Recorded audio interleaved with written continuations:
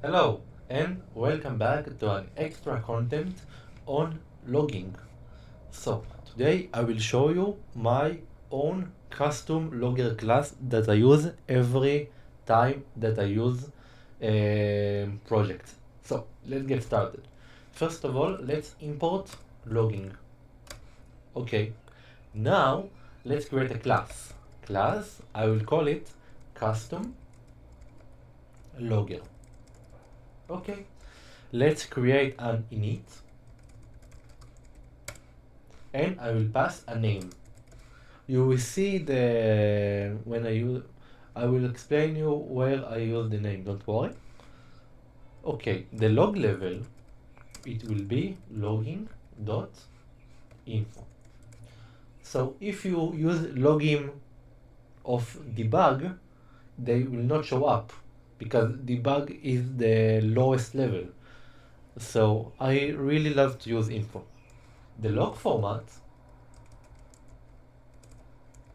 will be like that. I will copy it from another site because it's more convenient and then I will explain. Okay, so this will be the time, this will be the log level, this will be the name of the module that use the logger, this will be the function that called the logger, and this will be the actual message. You will see. Okay, so self.logger equal to logger dot logging dot get logger, and let's pass the name. Okay, self dot logger set level to log level, and the formatter will be equal to logging dot formatter of log format. Now we can put the formatter.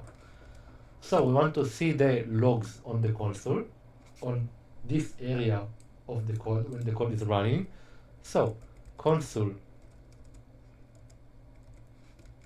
handler will be equal to login dot stream handler, because each time we get a message we want to see it in the console and not when the code is done.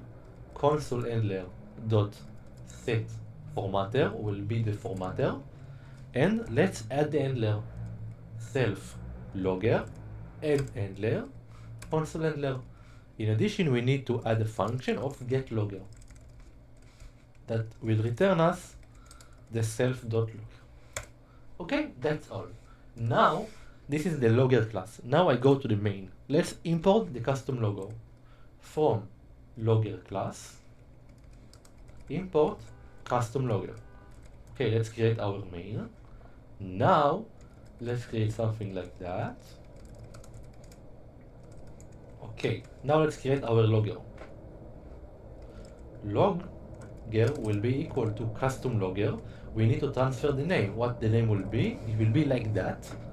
You will see what the actual value will be. Get logger. Now we can try logger info. This is an info message. Logger.debug. This is a debug message. Error. This is an error message. Let's run the code. As you can see, we have the time, we have the message type, we have the main because we run it from the main, and we have the actual function that call it, this function, and the message. Wait, why? But why I don't see the value of the debug? I only have info and error because of the log level.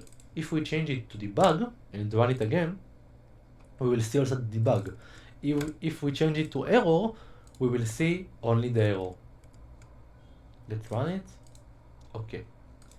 So this is the logger class that I use on every time when I want to have a logger in my class.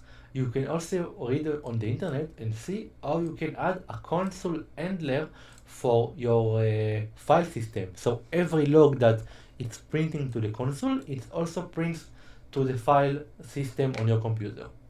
Okay? Thank you very much, and I see you at the next lecture. Bye.